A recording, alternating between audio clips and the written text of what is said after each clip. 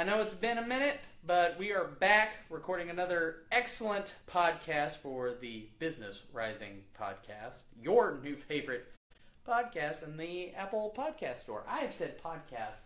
Podcast. Podcast. Back in black. Don't know what that was. Okay. Well, you said we're back, so I said back in black. Did we hit the sack? AC/DC? Yeah. Album? Yep. Don't you? Okay. All right. That's Well, obvious. anyway, Facebook, we're about to hop into this episode talking about strategic partnerships. Strategery. Try saying that 5 times fast. We sure won't. Haha. Anyways, we're gonna do this as normal. Hit the like, the heart. You can comment as well. Yes, let us know about cats and stuff. So, I think we'll get going, but we would love your feedback. We'd love your interaction when we come back at the once we've wrapped up the official recording for David the engineer. Whoop, whoop. Then we will answer any questions that you have. Yeah. Have I forgotten anything? Nope. Awesome sauce. Well, let's... Here we go. I've almost forgotten how to do this. Did you say go subscribe and give us a 5-star review in iTunes yet? You know what? I didn't, and I think you should. Maybe a 6-star review. I want to ride that wave that Drift is creating to try to unlock the 6-star. It feels like something out of Mario. Maybe. Or Zelda. Go to iTunes, subscribe to our channel, and give us a 6-star review. You mean Apple Podcasts. Apple Podcasts if you're on your phone. If you're on the computer. It's still an iTunes store, isn't it? Well... Okay, go to Apple Podcasts and subscribe to our podcast and leave a 6-star review so that you will be informed when we upload something new. Yeah, you'll get a little pop-up notification. And because watching us here is very fun, but it's also very fun with all the effects that David adds. Yeah, and you don't get those on the live recording. Yeah. So anyways, I guess I should... Alright. I'm going to have to migrate all the way over here. It is time. It is... Podcast time. Podcast time. Alright, here we go. Are we ready? Do you have it? Are you good? Yeah. I feel like this is weird. Okay. I don't think so. Okay, ready? Here we go. 3, 2, 1. Hey everybody, you're listening to the Business Rising podcast, where we provide inspiration, education, and application for busy business leaders. I'm Hannah Bauer from the Phoenix 21 Creative Agency, and I'm sitting here with founder Kenny Lang. What up, Hannah? What up? You know, just enjoying this lovely Thursday. Enjoying my Gatorade. Because my thirst needed quenching. No, this podcast isn't sponsored by Gatorade. How ballin' would that be, though? And, yeah. But they'll be in the honorable mentions if you want to check them out and give them some love. In case you didn't know where to go to find Gatorade and their brand online, we'll link it up. Really, we'll just post a link to get some SEO juice. Little insider tip. I'm starting us off with the education early. Yeah. About to say, if you don't know what SEO is. Search engine optimization. And maybe a podcast in the future. About... SEO? Okay, I thought we were doing one about Gatorade. No. Oh. Gatorade and SEO, I guess. Maybe. We'll that would be a beautiful name for the If you can find a common denominator between SEO and Gatorade, drop a comment wherever you're listening to this, and we'll give you a shout out, and maybe even feature you in our future podcast. We might do it. Also, I love the fact that you said drop a comment. Nope. I was going to start singing Drop It Like It's Hot, but I think maybe that just might be good for David to insert now. We're going to start teeing him up for different things. Eventually, half of the podcast is going to be taken up by sound effects. It's a 2-hour... It's just too much fun. It's going to be a 90-minute podcast, but only about 30 minutes is talking. The rest are sound effects and snippets of songs that we can use without getting sued. Yeah. Honestly, David's great. Check out the shout-outs section to see how you can, at the end, so you can, or in the show notes, whichever. You're talking about to find him. I thought it's our super David. Awesome effect. Oh, no. I meant to actually find David. Oh, I thought we were giving a little nugget. Feeding the people. Giving them a little something to look forward to at the end. Well, maybe we'll just pique their interest, so if they haven't made it to the end of one of our episodes, they'll stay on now to figure out what the heck we're talking about. Yes, I hope your interest is sufficiently piqued and that you'll drop a comment. Speaking of piquing interest, we did not throw out the topic of today's episode at the beginning, but I'm about to throw it in there right now. So throw it down! So we can jump in there and pique some interest, answer some questions, and provide some inspiration. All the things. We got to make good on our promises. Yeah. We're nothing if not promise keepers. People of our word. Yes. Yes. Yes. So today we are talking about how to grow your business through strategic partnerships. Those are the right words. Those are the right words. Yes. I was really trying not to stumble over it. I just thought you were building a hard word. Building dramatic effect. Strategic. What's she gonna say next? Partnerships. The story's resolved. Well, maybe next time. Anyway, so strategic partnerships. Let's go extremely base level right here. Why don't you explain what a partnership is? A partnership, at least in our working definition, is it's a relationship, and let's put it in context, in a business context. A partnership is a relationship that is mutually beneficial to both parties, in which they collaborate either through joint projects, joint ventures, or lead sharing in order for both to rise. It kind of speaks to the old saying of a rising tide lifts all ships. So I like to think of partnerships that way. It's constantly, in the shortest definition is, it's a win-win. Right. Do you have a specific example of that? Man. Well, are you wanting to get into all the partnerships that we have? Yeah, why don't you just throw one out there really quick before we get into the strategic and how it helps grow the business. Just give them an example of that win-win and how it's been for us. Well, I would say we have a couple of different kinds, but if we're talking about the majority of partnerships that we have are software partnerships. So we're a software company. It's been a SaaS company, which stands for Software as a Service, so SaaS. In case you didn't know, and they're also sassy, so they are. I don't know if they do Z snaps while they're on the phone or building their software, but one of the biggest ones for us, and certainly I think it was the first one we had, is being a HubSpot partner agency. Through that, we're able to receive additional training, additional support from the HubSpot staff. So, we have an assigned channel account manager who helps us with demos and product updates to inform us on that, can field some of those questions or let us know a little early, hey, this is coming, you may want to include this in your packaging, because for us, in the way that we do business, it really is a marriage of software and services, where software is the vehicle and our services are the gasoline for our clients.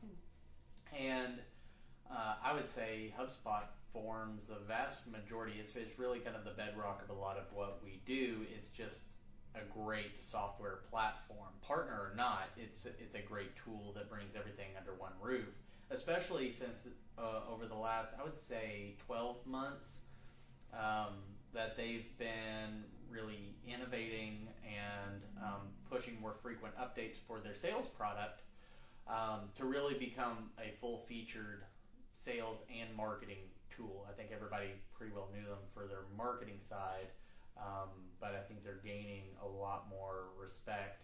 But so that would probably be our first one, and then we've since then we were slowly adding a couple, and then in the last 6 weeks, I think we've added three or four.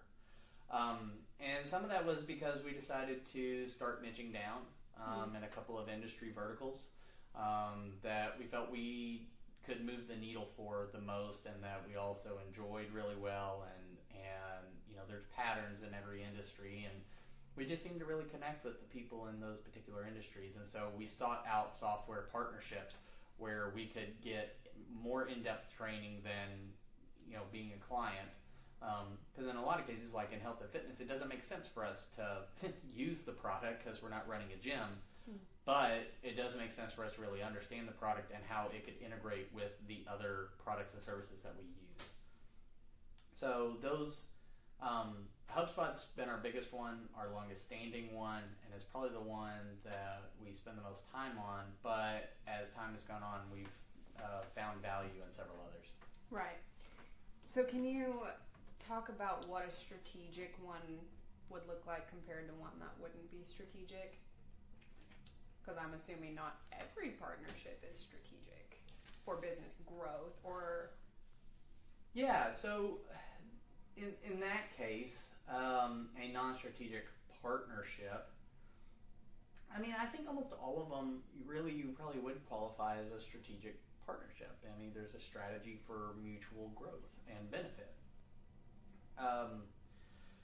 If it's one, I'd say a non-strategic one is one that may be forced on you, on your business, or if you aren't the owner or VP or whoever makes the decisions about what companies you partner with, well, you may not consider it a very strategic or a very poorly strategized partnership. In other cases, depending on how mature and developed the industry or software or whatever it is that you need is, then you may be handicapped to using a particular vendor. And in that case, I would say a non-strategic partnership is really a vendor relationship. So I would say, not to go so far as say that strategic should always accompany partnerships, but I kind of think it's implied. We've just chosen to express it verbally and make it explicit and not implied or implicit. Some good SAT words there. But vendor relationships are, you provide a service that we either use or repurpose and reuse and rebuild to our clients or something like that. And from that standpoint, you're just paying for something. Services or products are rendered, you pay for it, and then you use it. That's not a partnership. And it's pretty much one way. You may be getting some value, but it's very transactional. So, we talk about transactional versus relational. I think there was the episode 1, maybe episode 2, the podcast, which we'll have a link to in the show notes. But I think strategic partnerships are relational, and they're not transactional. And I think that's why there's a difference between partners and vendors. And then even partner programs and affiliate programs, which is what you'll find a difference on a lot of the software platforms. Where affiliate programs, maybe you just want to refer somebody and then you get a little kickback, a little commission. Not that we don't get a commission on some of our partner ones, but in affiliate programs, it's all about just sharing it. You get a unique link or a banner or something like that. You post it on your website. You send it in your email. You post it on social media. If somebody clicks on it, orders, subscribes, what have you, you get a discount on your plan, or you get some sort of commission quarterly. In partner programs, there tends to be a greater investment by the software company or the other, whatever that company is, in you and your team and your company. So in our case, we get more in-depth training on the software product because what we recognize is that we may be facilitating these software products and services for a client, and they're not going to go necessarily to HubSpot and ask them a question. They're going to come ask us. So we become the front lines, and that's where I think the partnership programs have become beneficial, to where they invest in the people who are on the front lines selling, recommending this software. we're going to be using it for them anyways. Why not go through more extensive training? In my view, I see it as a way to be a greater asset to the clients, because I do recognize that they're going to come to me or to you or whoever, as we grow. They're going to go to their point of contact here at the agency and expect them to be able to answer it. So the extra training is and communication, and in some cases opens a more direct path to the CEO, which I've gotten to communicate with a couple of. We're going to be having Mike Donnelly from the Seventh Sense coming on soon. That's an example of one of our newest ones that I'm really excited about, that deals with artificial intelligence for email marketing and sales teams. Is you start to get direct contact, and you can even influence the direction of the product by giving feedback. In general, these aren't, especially young companies, they're looking for as much feedback as often as possible because they want to make a really great product. And so you may get the chance to positively influence their product. You get access and maybe get to beta test something that's really cool and ahead of the curve of, maybe beating out your other competitors because you decided to jump in and really invest in another company. I think it's that you reap what you sow. If you're willing to sow into another company by giving them feedback and taking more time to really learn their product, and they give you whatever their kickback is, I just see that as a win-win. And actually, it's a win-win-win, because you win, the partner company wins, but ultimately the client wins. Right. So how vital do you think these partnerships are to growth? Like if nobody partnered with anybody, we'd have a crappy economy. The more we start jumping in, just personally, for us at the agency, I see them becoming more and more vital. Because, like I said, what we do, and more what any marketing or sales agency is doing, and more industries are doing, is it really is a marriage of software and services. Even if you're not selling those things, but you're performing something, you still depend on software to execute, be that Salesforce, the operating system on your computer, some other CRM, marketing software, MailChimp, Google Gmail, whatever it is. We are becoming increasingly more dependent on software to execute the services that we're trying to render for a client. That, I don't care if you're a lawyer, an agency like us, a CrossFit gym, whatever.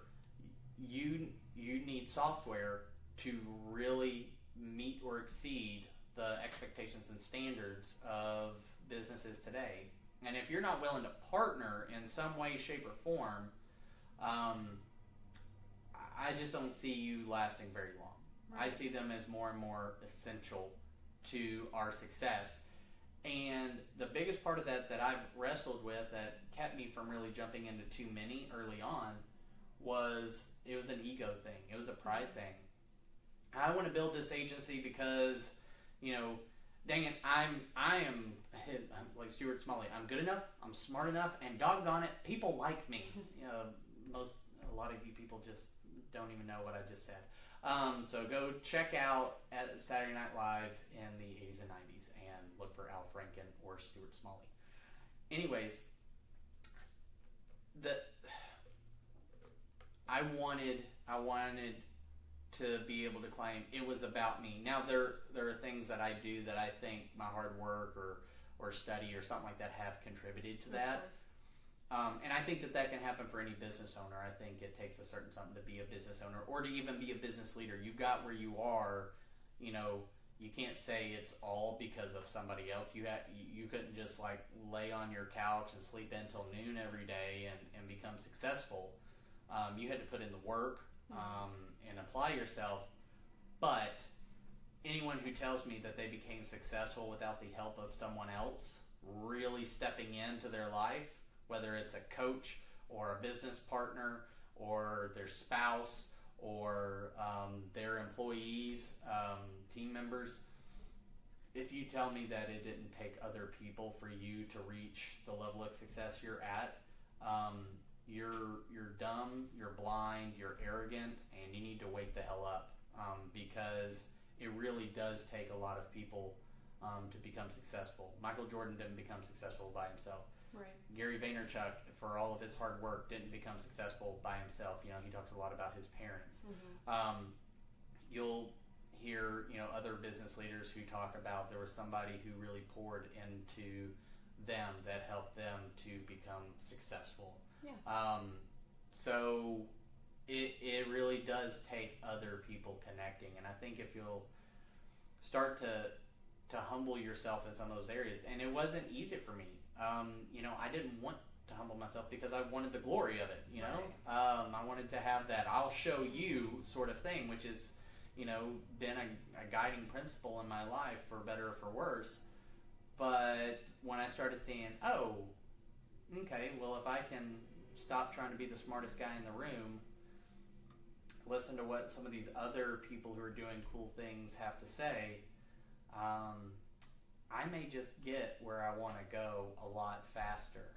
Yeah. And I'll just have to share the credit. But is that so bad? Yeah. I think that allows you, when you partner with people who can do things that benefit your company, it allows you to focus more on your craft and your niche, mm-hmm. and perfect and hone in on that, rather than just trying to branch out and learn anything and everything to have more stuff that you can do, mm-hmm. and be doing everything well, but are you doing it excellent? So mm-hmm. What would you say for people who don't know where to start looking? I mean, I know that's kind of hard to say because it depends on what business you own, run, lead, whatever. Right, and I think one of the things, we focused on software partnerships, but we also have two business-to-business strategic partnerships. Business-to-business in the sense of it's not brokered through software. It's more of relationships. It's more services based.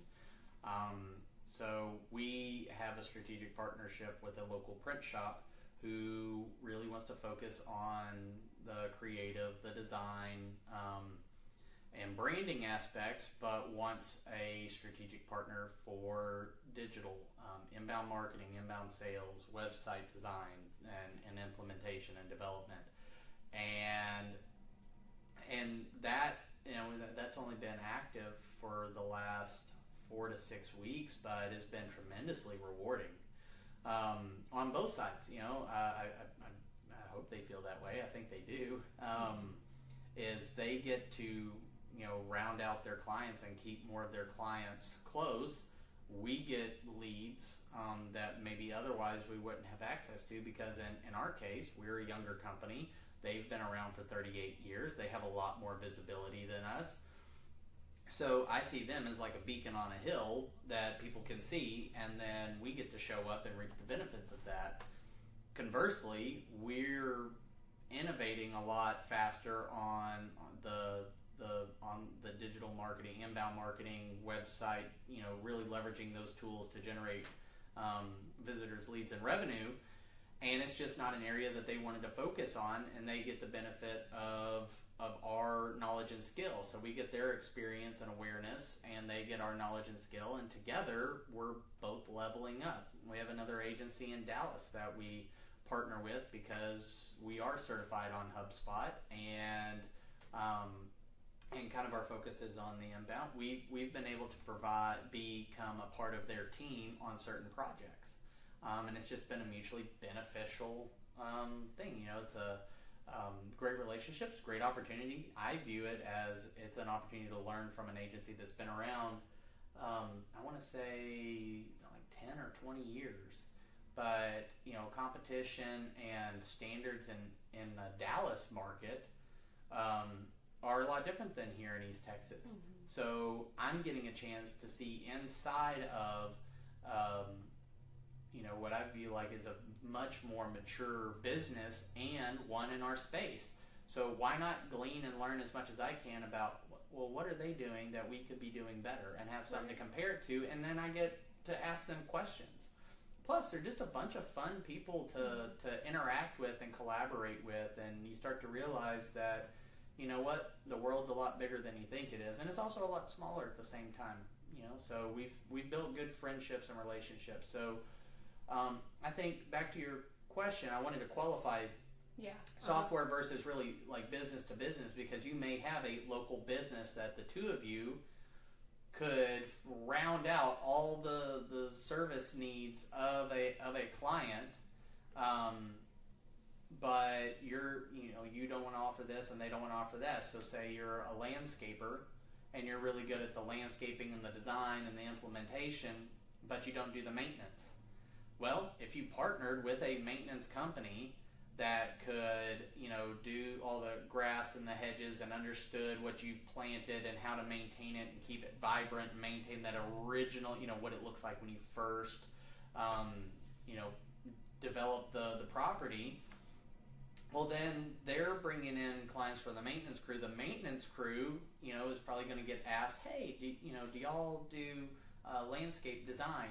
Y'all are doing a great job. Everything looks nice and tidy, but we would like to change out these shrubs or add flowers and everything. Well, they know a landscaper. Mm-hmm. Now suddenly you don't have to create a joint venture in the sense of merge your businesses. That's certainly an option, but it can be mutually beneficial in that you're helping round out the process for somebody. And I think that has to be your focus, is whoever my client is or who they may potentially be is adding value to them. Right.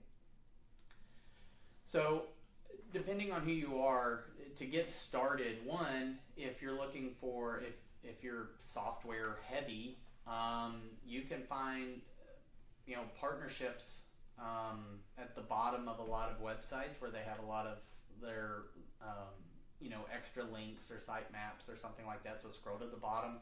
Sometimes you'll see affiliate, partner with us, partners, partner program, words like that, or you could just do a search on their website and you can see, is there an opportunity for us to use this, or could we get some sort of a discount? Like if you create an account for clients with this certain software to manage, but you're managing it for them. Well, do they offer an account that allows you to have like a master account and then manage the others? Maybe you could white label it, put your own logo in there. And so there can be, white labeling, partnerships, things like that you can find. I mean, affiliate's kind of the lowest, but that's more about just selling a product. And then think about your industry and think about what you offer. And can you offer everything someone would need in that space? So for marketing and sales, while I feel like we can offer a lot, we can't offer everything. We don't have printers. I mean, we have your normal office, desk jet printer. But just think through, one, who am I already doing a lot of business with? Who do I keep bumping into? What software programs do I already use? And I would start there and start looking really close. And then start to expand. And maybe even flipping dial pad the first time. So that's where I would get started, is look at who maybe you do a lot of business with, and maybe you're already doing it, but maybe you could formalize it a little bit and say, what kind of people could we bring you in on, or maybe could we sell a software package or a services package and include you in it, and vice versa. So do you think people should just constantly be on the lookout for new strategic partnerships? Is it the kind of thing where you need to carve out time to be Googling, or? I would say, not necessarily, because what you don't want to end up with is we have 30 partnerships, and I think you should take the view of go deeper than you do wide. So find those core partnerships that will work, whether they're with local businesses or software companies. Find where, a few. I think we're probably up to like 8 or so. And I think that's right. But I think you shouldn't be, I'm going to Google for partnerships. I mean, maybe right now you will. But like I said, I think you should start with what are you already using? Right. What are you using for clients? And then maybe you've been thinking, well, it'd be great if there was a software that did this for the client. Well, do a little research on the software. Remember, everything needs to end up at this is a better value for the client. Like our new one, which we just had the blog post go up, so I don't know when this next week or week after that this podcast will air. Probably, next week. So it'll be about a week or two after our Mind Body post, that's in the health and fitness space. We announced that partnership. And that was... Did that not go out? Well, it's not been published yet. It's not been published. It's under review. My bad. It's in I saw the preview. So yeah, it's in line to be published. It's in line. Look out for it. Okay, so just go look on our website for Mind Body. We'll move some stuff around so that you can see it sooner rather than later. Yeah. So sorry about that. Well, But that's okay. that was one that as we were moving into the space, we looked up and saw that there was them, and then we're gonna, hopefully find an option with Wodify for CrossFit gym clients, current and future. But at every turn, I've been looking for what is something that would benefit the client. Now, we're in a unique position in that we're a marketing and sales agency, and so a lot of the stuff that we recommend for people are things that we use ourselves. Right. So that's, that gives us, I think, an advantage. But I certainly don't think that there's any industry that's limited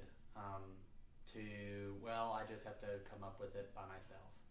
And in a lot of cases, some of our ideas have started with a suggestion with somebody internally at another company. And they said, hey, well, we've seen this, that, and the other thing. I think if you can expand where your inputs are coming from, because you can get examples from people across the U.S. and even the world by connecting with partnerships. It's just networking. Right. That's what that is. And then there's some, like to go back to Mind Body, after we pass a certain limit and go to their next level, if we've referred them, a certain number of clients and deployed that, and in general we're doing that so we can, incorporate what Mind Body has for websites and marketing, then we start getting marketed by Mind Body to their group. So that's an opportunity for us to get more exposure. So we've added value to them, they add value to us, back and forth. The rising tide lifts all ships. Right. And that's the thing I think is beautiful about the economy is that people can move up and move ahead. Obviously, Mind Body is a huge, several $100 million company. Right. And we are not. Yet. But not yet. But at they've hit a point in which it makes sense to start bringing on consultants, agency partners like us, and their good business benefits us, and as we're going, our business benefits others, and honestly, that's the way that business and capitalism and an economy should work, is that everybody's business in some way, shape, or form can benefit other people. Where you're going to have competitors, and I don't necessarily want to help, you want to build, not by tearing somebody else's building down, but you can have the chance to enhance your influence, expand your influence and the borders of your business by taking advantage of these partnerships, or even engaging or initiating them. Sometimes suggest them, and you don't know who you could bless and benefit. Right. So, real quick here, as we're kind of wrapping up, what would you say to people who are in a partnership and they don't see growth coming out of it? I would say get straight on the expectations going in. This is in a software situation. I would say, are you leveraging everything that's been offered by the software company? Or are they offering enough to train you? Do you feel undertrained and undersupported? If so, speak up. If they have a lot of materials available and a lot of opportunities, and you're not reading them or watching the videos or showing up to the webinars or reaching out or doing a monthly call with your direct rep or whoever, then that's on you. Mm-hmm. So just actually take advantage of what's available. If it's in a relationship like a local business to local business like we have, is get very clear on the terms of what that means from the business. Yes, you should get along with this person, make sure they're not a-holes, and you yourself aren't being an a-hole, but you should get very clear, put on paper. Digital paper works fine, at least through emails at the very minimum, and say, well, we're going to have this level of commission between the two of us, or this is the expectation that you're going to partner with us in this way and not partner with any of our competitors in this mile radius or something like that. You need to structure it so that it's built for growth. And that should be from the get-go, and get very clear. And it may feel uncomfortable asking that, but you don't want to we got deals and things and we're going back and forth, and then it's like, well, how are we supposed to handle this? What's the expectation between the two of us? And if you start getting too many deals in without that being clear, you're in for a really uncomfortable conversation, more so than if you had just had it up front. Right. So have a little discomfort and have that conversation now up front, and enjoy the fruits of that and the benefits later. So those would be the two ways in terms of if you're not seeing the growth you want. But always look at yourself first if you're not taking advantage of it, or if you haven't been clear about your expectations or anything. And then if you feel like there's nothing, I feel like there's always something you could change or do better, but really if it's not sitting on you and you've been doing what you feel like is your part, then you go to the other party and figure it out. But convey it in such a way that, hey, I want this to be a win-win, because if it's a win-lose, which is a negotiating style, then they're probably not going to want to maintain that partnership, and then you just left a bad taste in somebody's mouth who could have been a solid referral source for you. Even if it doesn't work out, it doesn't mean you have to burn a bridge. Right. That's good. Good advice. So overall, you would say that partnerships are strategic? Yes.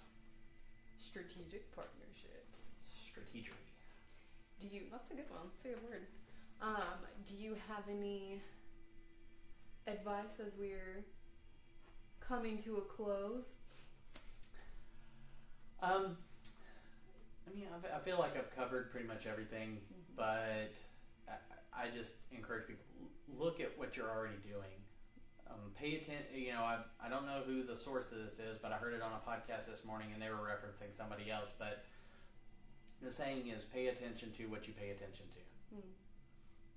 What are you already using on a daily basis, and how could it benefit the people you serve, your clients, your customers?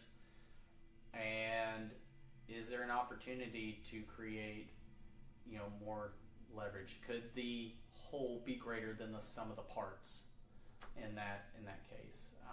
So I would say just be more aware, be more observant, and start there, because there may be some hidden gems in front of you that you just haven't paused to look at things through that lens. That's good. All right. Well, hope you found that beneficial. Hope you're about to go out and make all these new strategic partnerships if you already don't have some. And yeah, let's. What are you doing? looking through the pop filter. We're very entertained by the setup we have for this podcast. If you don't follow us on Facebook, you should, so you can watch and be amused as well. You get early access to the podcast. Watching us live, you probably get it like 2 weeks before it goes out, or before it goes out, depending. So anyway, let's go into our shout-out section. Whoop, whoop. So, as always, David the engineer over at DM Audio. Yay, David. That's who we were talking about in the beginning of the podcast. There we go, Maybe yes. Catch on. Yeah. So we are starting to move the needle on getting his website built. So I'm hoping here soon we'll have a great looking website to go and check it out if you're interested in having your own podcast, or you yourself are a recording artist or aspiring one or something like that. He is just fantastic. He is a professional through and through, and possibly one of the most friendly people I've ever met. Yeah, he's really helped me with my rap career. Has he? Yeah. See, partnership. David is one of our strategic partners. So, whoop. And then finally, we have Quietdrive and Illenium. Love their music, the intro, outro. It's fun stuff, good energy. You can find them on iTunes, Spotify, Soundcloud, websites, and then we're going to have links in the show notes to their website. So go check them out, follow them. Just saw Illenium is having a new album drop in September. Oh. I'm very excited. It says you can pre-order. I got to click on the link. I'm an Apple Music subscriber, so maybe I can get some early access. Big fan of his work, so excited to see some new stuff. So go and check that out. I forgot the name of the album, otherwise I'd say it. But anyways, yeah, those are our shout-outs. Also, shout-out to you! Me! Because for those of you who are listening in the future, Hannah is about to leave us for 2 weeks to go to the UK. The motherland. Well, for some of us. I'm Scottish. So. Okay. I mean, that is, but I'm still angry about Longshanks and all of that. Yeah. So you gotta paint my face like William Wallace. But you get to look forward to the next 2 podcasts. Not because I won't be in them. Not what I'm saying. Yes, I am so excited to not have you here. But because we're switching it up and there will be 2 interviews. So if you're listening to this one, make sure you listen to the next 2 episodes after this so you can listen to some interviews with some cool people. One of them is my dad. Yes. Pastor Chris Bauer will be on the podcast, and then we'll also have Mike Donnelly from The Seventh Sense.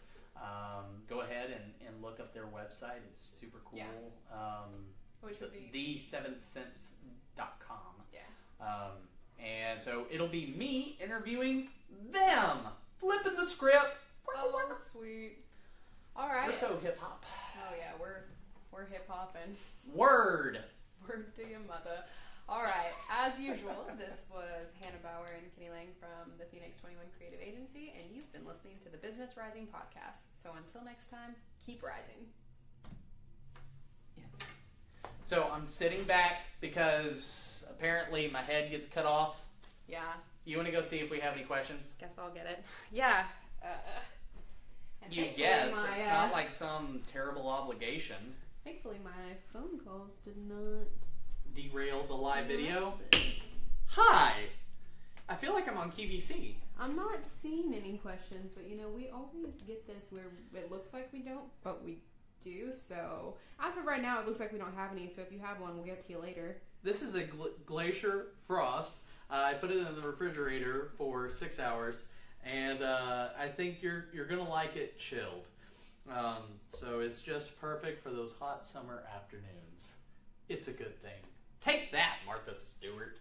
And on that note, till next time. bye Facebook. Keep rising. Keep rising.